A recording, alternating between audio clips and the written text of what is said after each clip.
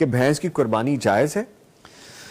بھینس ہاں جی، اور کٹے کی قربانی میں سلفی اہل حدیث علماء کا اختلاف ہے، باقی کسی کا اختلاف نہیں ہے۔ احناف اس کو جائز قرار دیتے ہیں ہمیشہ سے ہی، اور حنابلہ کے نزدیک بھی جائز ہے، امام مالک کے پیروکاروں کے نزدیک بھی جائز ہے، صرف امام شافعی رحمۃ اللہ علیہ کے نزدیک بھی جائز ہے۔ چاروں ائمہ اس بھینس یا کٹے کی قربانی کے جواز پر متفق ہیں۔ یہ صرف اختلاف ہے اہل حدیث علماء کا آپس میں، اور یہ کوئی اختلاف اتنا زیادہ سنگین نہیں ہے، اس لیے کہ اللہ نے قرآن مجید میں سورہ حج کی 34 نمبر آیت میں کہا ہم نے ہر امت کے لیے قربانی مقرر کی لِيَذْكُرُوا اسْمَ اللَّهِ عَلَىٰ مَا رَزَقَهُم مِّن بَهِیمَةِ الْأَنْعَامِ، تاکہ وہ بہیمت الانعام جو ہم نے ان کو دیے ان پر اللہ کا نام ذکر کریں۔ یہ چرنے والے پالتو چوپائے جانور، یہ بہیمت الانعام ان کو کہا جاتا ہے۔ جہاں تک کٹے یا بھینس کا تعلق ہے، یہ عرب علاقے کا جانور نہیں تھا جی، اور آج بھی عرب علاقے میں یہ جانور نہیں ہے۔ مدینہ یونیورسٹی میں میرے ساتھ ایک بھائی پڑھتے تھے، خالد ان کا نام تھا، اچھا، بڑی عمر کے تھے، جی، شادی شدہ تھے، 2 بچے بھی تھے، اچھا، میرے کلاس فیلو تھے۔ ایک دن میرے ساتھ بیٹھے نا، گفتگو ہو گئی، مجھے کہنے لگے کہ میں نے بھینس آج تک نہیں دیکھی زندگی میں۔ کہاں سے آئے تھے وہ؟ کویت سے۔ انہوں نے بھینس نہیں دیکھی؟ بھینس نہیں دیکھی، 2 بچوں کے باپ تھے، یونیورسٹی میں پڑھ رہے تھے۔ اچھا، میں بڑا تعجب ہوا، میں نے تو زندگی میں پہلی مرتبہ یہ چیز سنی۔ میں نے یہ سمجھا شاید بھائی میرے ساتھ مذاق کر رہے ہیں۔ میں نے کہا آپ مذاق کر رہے ہو؟ کہتا اللہ کی قسم میں نے زندگی میں بھینس نہیں دیکھی۔ ان کے علاقے میں پائی نہیں جاتی یعنی؟ میں نے پوچھا آپ نے کیوں نہیں دیکھی بھینس؟ جی، کہتے ہیں کہ میں کبھی چڑیا گھر نہیں گیا، بھینس ہمارے میں چڑیا گھر کا جانور ہے۔ ہر علاقے میں جو نایاب جانور ہے نا وہ چڑیا گھر میں ہوتے ہیں اس علاقے کے۔ بہیمت الانعام کی قربانی اللہ نے ہر امت کے لیے مقرر کی، اور بہیمت الانعام میں بھینس اور کٹا یہ بھی شامل ہے، اور اس کو خارج کرنے والی بہیمت الانعام سے نہ کوئی قرآن کی آیت ہے اور نہ کوئی پیارے پیغمبر محمد الرسول اللہ صلی اللہ علیہ وسلم کی سنت ہے۔ ایک بات۔ دوسری بات یہ ہے کہ سب احادیث میں جن میں قربانی کے جانوروں کے نام آئے ہیں نا، ان میں گائے کا نام بھی آیا ہے، البقر، گائے کو البقر کہتے ہیں۔ جتنی دنیا بھر کی مستند ترین لغت کی کتابیں ہیں، عربی ڈکشنریاں جو ساری دنیا میں معتبر مانی جاتی ہیں، لسان العرب ہے امام ابن منظور الافریقی کی، اسی طرح تاج العروض ہے امام زبیدی کی، موجم مقاییس اللغہ ہے ابن فارس کی، جتنی بڑی بڑی ساری دنیا میں یہ کتابیں معتبر سمجھی، اور انہوں نے ہر معنی دلیل کے ساتھ بیان کیا ہے۔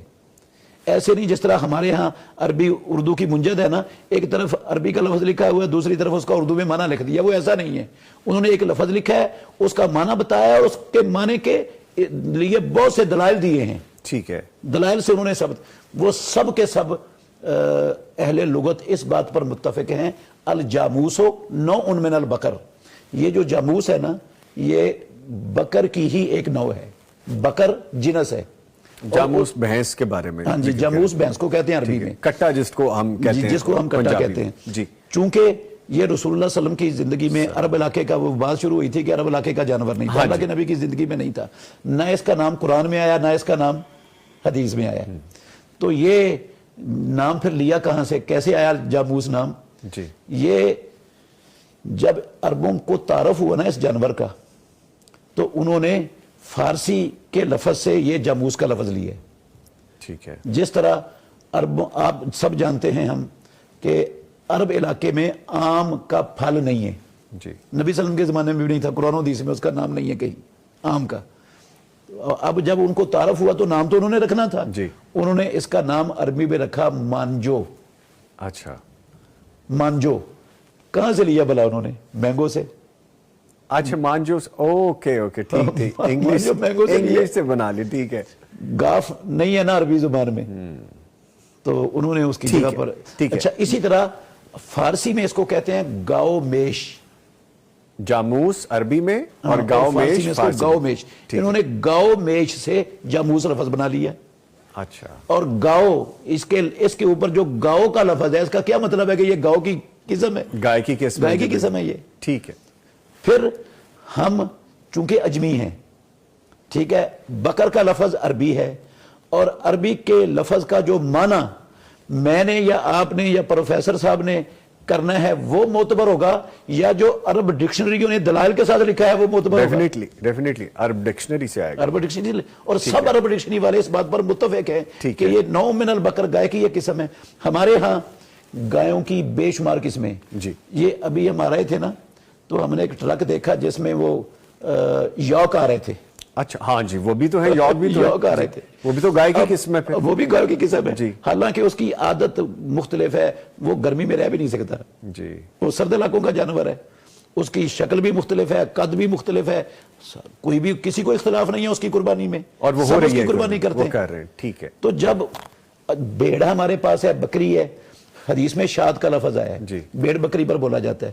بھیڑ کی ایک قسم نہیں, بھیڑ کی ہمارے ہاں 70 قسمیں پاکستان میں پائی جاتی ہیں. جی, بہت سی تو ہم بکری کی دیکھتے ہیں 70 قسمیں پائی جاتی ہیں. جی. ان کی شکلیں مختلف ہیں, ان کی عادات مختلف ہیں, ان کا جو ہے نا وہ دودھ کے ذائقے مختلف ہیں, سب کچھ مختلف ہونے کے باوجود ایک لفظ میں ساری قسمیں آ گئی. وہ بھیڑ میں آ گئی, وہ بھیڑ میں آ گئی. تو یہ گائے, اس میں گائے کے لفظ میں جاموس کیوں نہیں آتی؟ جاموس پہ کیوں اتنا واویلا ہوتا ہے اور کیوں اس کو اتنا ڈسکس کیا جاتا ہے؟ بس اس لیے کیا جاتا ہے. ہمارے ہاں یہ جو تصور ہے نا بہت بڑی یہ بات سمجھنے والی. جی. علماء یہ کہتے ہیں کہ رسول مکرم صلی اللہ علیہ وسلم نے اور صحابہ نے کٹے کی قربانی نہیں کی, اس لیے جائز نہیں ہے.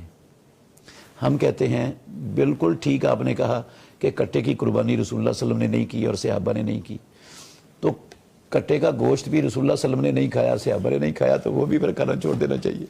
ٹھیک ہے. اچھا, بھینس کا دودھ نہ رسول اللہ صلی اللہ علیہ وسلم نے پیا نہ صحابہ نے پیا, تو ہم کیوں پیتے ہیں بھینس کا دودھ؟ ہم تو گائے کے دودھ سے بھی بھینس کے دودھ کو ترجیح دیتے ہیں. ہاں جی, اور وہ ہمارے معاشرے میں گوالے کے پاس جائیں تو ساری کالی بھینسیں ہی آپ کو ملتی ہیں, گائے تو بڑی نہ ہونے کے برابر.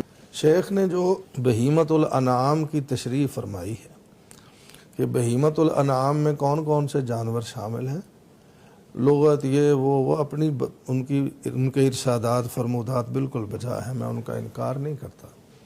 لیکن بہیمت الانعام کی جو تشریح قرآن مجید نے بیان کی ہے سورۃ انعام میں, اس کو بھی پیش نگاہ رکھنا چاہیے کہ جو 8 قسم کے جانور اگر ان کو مختصر کیا ہے تو 4 قسم کے جانور جوڑے قرآن مجید نے بیان کیے ہیں.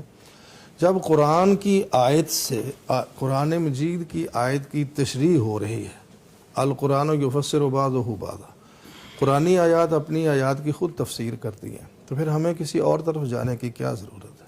ٹھیک ہے. قرآن مجید کی آیات کی تشریح کے بعد دوسرا درجہ ہے سنت کا. جیسا انہوں نے خود فرمایا کہ رسول اللہ صلی اللہ علیہ وسلم کے عہد مبارک میں یہ جانور نہیں تھا, آج بھی عرب میں نہیں پایا جاتا. میں صرف یہ کہنا چاہتا ہوں کہ کوشش کر کے ہمیں مسنون عمل کو ترجیح دینی چاہیے. ایک ہے جواز اور ایک ہے افضلیت یا مسنون عمل. جی. میری گزارش صرف یہ ہے کہ بھینس کے کٹے کے جواز کا فتویٰ آپ ضرور دیں, آپ کی تحقیق ہے, لیکن یہ ضرور وضاحت فرما دیں, یا میری وضاحت کو اگر کافی سمجھتے ہیں تو سمجھ لیں کہ مسنون عمل اور افضل عمل ٹھیک ہے وہی ہے جو رسول اللہ صلی اللہ علیہ وسلم اور صحابہ کرام سے ثابت ہے. اور انہوں نے انہی 4 قسم کے جانوروں کی جنہیں قرآن نے بہیمت الانعام کہا ہے ان کی قربانی کی ہے. لہذا میں یہ کہنا چاہتا ہوں کہ بہتر اور افضل اور مسنون عمل وہ یہی ہے کہ انہی 4 جانوروں کی 4 قسم کے جوڑوں کی قربانی کی جائے. اور اگر بالفرض اس قسم کے جانور میسر نہ ہوں, جیسا کہ حدیث میں ہے کہ الا ان یحصر علیہ, وہ ہے تو دوسرے کسی مسئلے میں لیکن اس کی وضاحت کا ٹائم نہیں, اگر تنگی ہو, مشکل ہو, اس قسم کے مسنون جانور میسر نہ ہو, تو پھر چلو جواز کی حد تک کٹے اور بھینس کی قربانی کا فتویٰ جو ہے نا وہ دیا جا سکتا ہے. ماشاءاللہ آپ نے جو موقف بیان کیا ہے میرا بھی وہی موقف ہے. ہم بھی سنت پر ہی جو ہے نا وہ کار فرمائے. بہت شکریہ. سنت کے پابند ہیں. اور سنت میں یہ جاموس یہ بکر کے اندر داخل ہے, بکر سنت ہے اور یہ بکر اس کی نوع ہے. اب رسول اللہ صلی اللہ علیہ وسلم نے ٹیڑی بکری بکرے کی قربانی تو نہیں کی, جی ٹھیک. نبی صلی اللہ علیہ وسلم نے یہ پہاڑوں میں جو لمبے لمبے بالوں والے بکرے ہمارے پاس آتے ہیں ان کی قربانی تو کوئی نہیں کی. نبی صلی اللہ علیہ وسلم نے آج کل ڈنگار آتے ہیں یہ کشمیر سے اور یہ وہ ڈیفرنٹ بریڈ ہے, نسل مختلف نسل ہے, اس کی قربانی تو نہیں کی. اب وہ نو ہے, ایک اس شاد کی نو ہے, اسی طرح بکر کی نو ہے یہ, اور اس کی میں نے دلیل دی ہے, یہ سنت ہی ہے. یہ سنت ہم یہ نہیں کہہ سکتے یہ سنت سے باہر ہے, چلیں یہ سنت کے اندر داخل ہے. ٹھیک ہے.